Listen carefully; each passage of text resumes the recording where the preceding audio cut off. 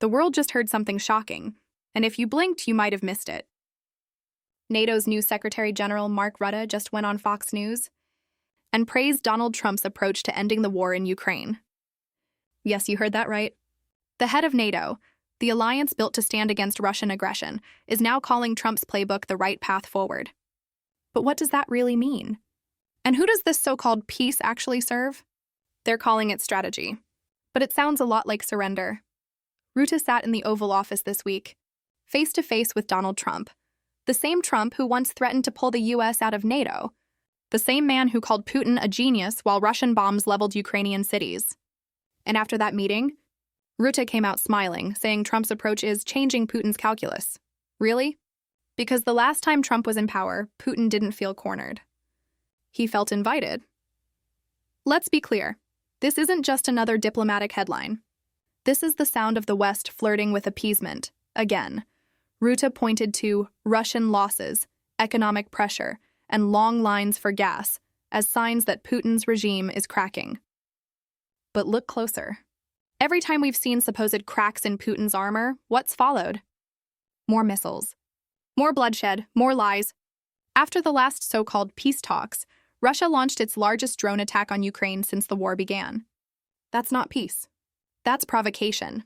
And yet here we are, hearing from NATO's top voice that Trump's peace plan, a plan built on freezing the conflict, locking Ukraine into a stalemate, is the right path forward.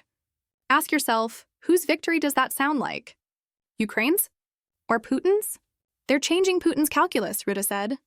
But Putin doesn't calculate peace. He calculates weakness. Every time the West hesitates, every time we talk about freezing the lines instead of pushing him back, he sees it as an open door. And Trump? Trump is holding it wide open. Remember, Trump canceled a meeting with Putin just weeks ago, only to claim it was all part of a bigger plan. A plan, apparently, that has world leaders now singing his praises. But the same Trump once refused to condemn Russian war crimes. The same Trump who still calls America's allies freeloaders. The same Trump whose first instinct when talking about Ukraine is to say, I'll fix it in 24 hours. How? By forcing Ukraine to give up its land? By letting Putin keep what he's stolen? That's not leadership. That's capitulation dressed up as diplomacy. Rutte says Putin picked up the phone after the U.S. imposed new sanctions and hinted at sending long-range Tomahawk missiles to Ukraine. Sure, Putin called. But not to make peace. He called to buy time. He called to manipulate. Because that's what Putin does. And Trump has always been his favorite audience. The U.S. Treasury just hit Russia's biggest oil companies, Rosneft and Lukoil, with heavy sanctions after another deadly round of missile attacks that killed 6 civilians. Yet instead of holding Putin accountable, we're now entertaining the idea that communication with a war criminal could be the path to peace. Let's not forget what happened after the last communication. More drone strikes. More terror. More graves. Fox News anchor Brett Baier pushed back, asking the obvious, don't these talks just let Putin off the hook? And Rutte's answer said it all. This will not end tomorrow or the day after tomorrow, he said. Translation? We're giving Putin time and hoping he behaves. But dictators don't behave. They exploit hesitation. And here's the irony that should make every freedom-loving nation furious. NATO's Secretary-General says Trump's working closely with European Commission President Ursula von der Leyen to cut off Russian oil sales. That's good, sure. But it's the same Trump who spent years undermining European unity. The same Trump who cozied up to Viktor Orban, another Putin ally.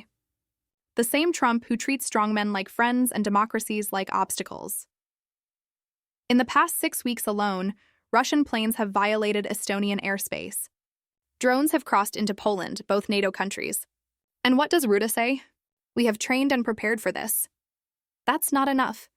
NATO isn't supposed to just prepare. It's supposed to prevent, and make no mistake, Putin is watching this every second. He's testing the limits. He's probing for cracks. He wants to know if Trump's NATO will still stand for collective defense, or if it's about to crumble under the weight of Trump's ego and Putin's propaganda. Rutte insists Trump is really a peacemaker, that he wants to end this war. But history has a warning. When tyrants praise peace, it's because they've already planned their next invasion. When Trump's allies call him a peacemaker, remember who benefits. Remember who smiles in the Kremlin.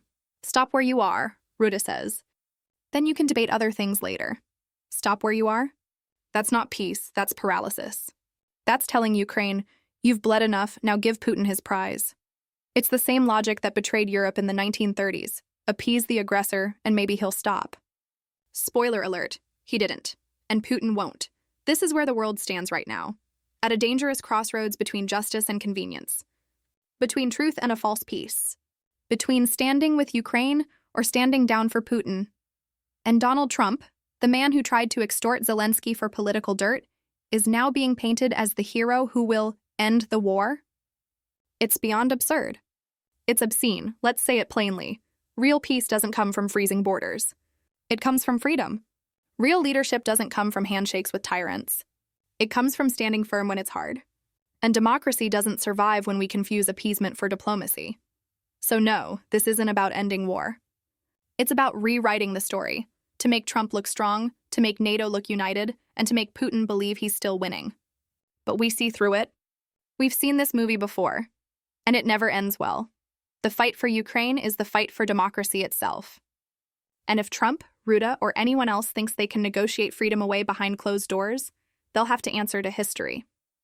Because democracy doesn't negotiate with dictators. It defeats them. They lied when they called it peace. They stalled when they called it strategy. They surrendered when they called it diplomacy. But the truth is clear. This isn't peace through strength. It's peace through fear, and it's the kind of peace Putin prays for every night, so we can't look away. We can't grow tired, because the battle for freedom isn't just Ukraine's, it's ours. The question isn't whether Trump can end this war. The question is, at what cost and for whose victory? We already know the answer. And the world better wake up before it's too late. Because peace built on lies is just war in disguise. And history doesn't forgive those who confuse the two. This is Midas touch, because truth matters,